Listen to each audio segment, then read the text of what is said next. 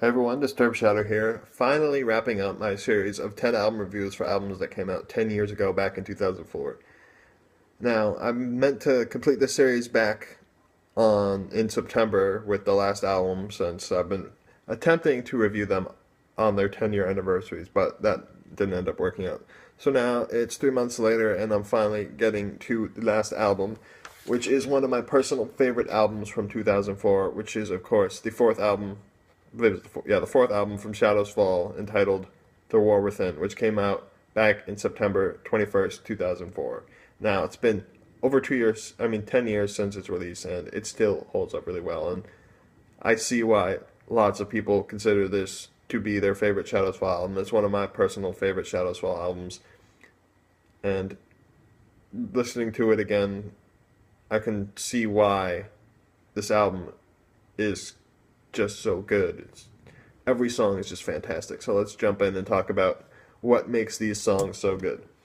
So first, we'll talk about the opening track, "The Light That Blinds," which was featured in Guitar Hero 2 back in the day and really helped to popularize this album because a lot of people didn't actually know who Shadows Fall were. But the song is just fantastic. It has this cool acoustic intro and then this really crazy lead guitar part right after that just pulls you into the song, and then there's just these heavy crushing riffs and the drums are crazy, and then Brian comes in with his roar. That's all I can describe it as. It's just powerful roar of vocals that he brings to the table.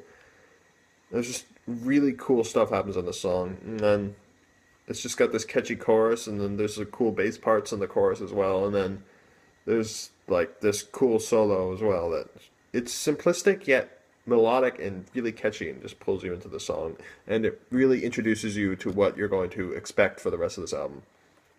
Another good track is track number 3, "Act of Contrition," which is another one that has this cool solo part and this cool guitar harmonizations on the lead side of things. And there's a cool or there's cool that shows the dynamic range that Brian has, where he goes from these heavy roars and growls and stuff like that into more melodic type of singing that still has a bit of edge to it. It's just a really thrashy song, and I really like it. It's one of my favorite tracks on the album. Track number 4, "What Drives the Weak," which is one of the singles off this album, and it's one of the best songs on this album. It just has this really heavy main riff, and then the riff in the verse is this groovy thing that happens. Plus, there's cool lead guitar parts, and then the part right before the chorus where there's this like it just goes to acoustic guitars and bass, and then Matt actually does some lead vocals here instead of Brian, and it has this cool dynamic where they switch off between Matt's more melodic singing and then Brian's rougher singing, and I think it's a cool dynamic, and it comes together really nicely for an awesome song. And this song gets really heavy at the end, and Jason does this really cool stuff on the drums, and then just these heavy riffs, and then Brian's just goes all out on the screams. It just comes together really nicely for an awesome song. Track number 5, "Stillness," which is one of the slower tracks on the album, and it's just really groovy parts to it. It's got this cool riff in the chorus.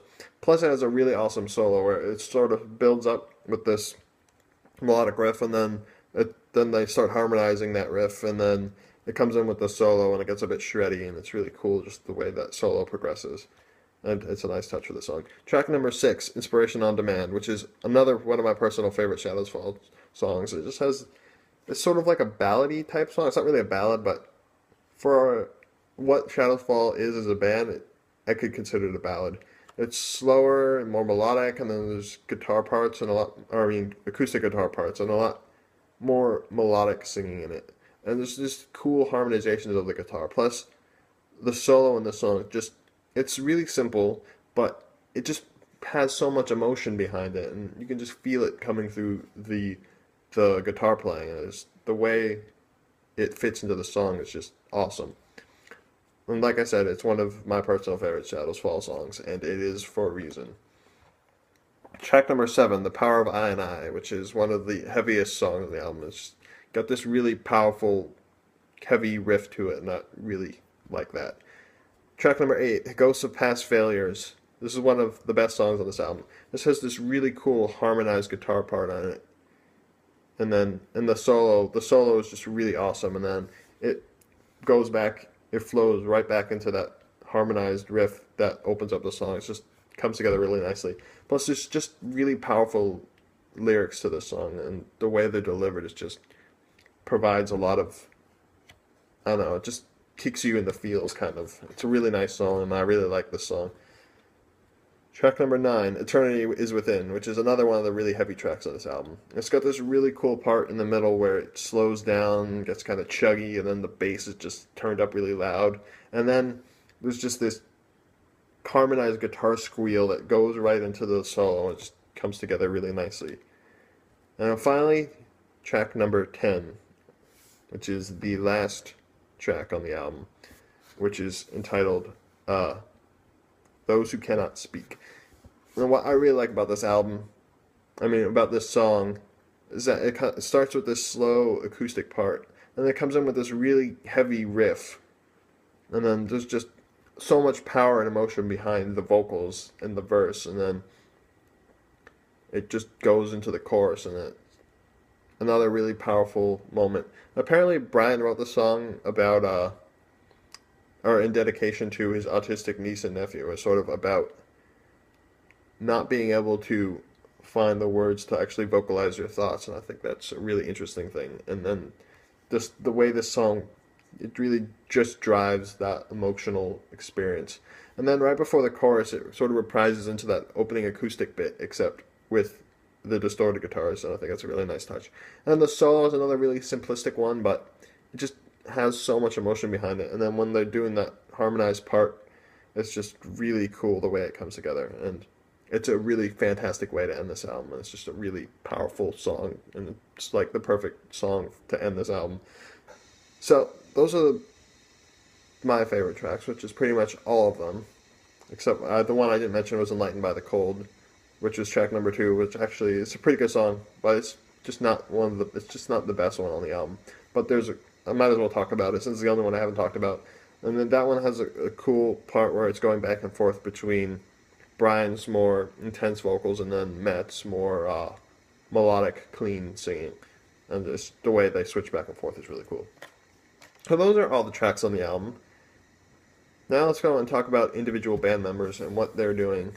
So Brian Fair on vocals, man, this guy's just a powerhouse. He's just got this intense roar. That's the only way I can describe it. It's different than anything I've ever heard from any other band. It's like growls, but not really. They're more like I said, it's like a roar. Plus, he's got that sort of edgy, sort of rough singing voice, and then he also does some growls here and there to mix it up. So Brian's doing a really good job on vocals. Matt and John on guitars. These guys are one of my favorite guitar duos. They just have these crazy heavy riffs, and then they just do these cool harmonization parts. And John is just insane with his lead playing, and just so many cool solos and like shreddy bits throughout this album that really showcases his talent. Paul on bass, he's loud and turned up in the mix at all times, and there's just so many parts where he's doing something different from the guitar, like in The Light That Blinds or Eternity Was Within, where it just sort of stands out. He's like, ooh, this bass part is really interesting. Jason Bittner on the drums, man. This guy's crazy. He's one of my favorite drummers. He's just heavy and doing all this crazy fills and just being a machine on the drums. He's super talented.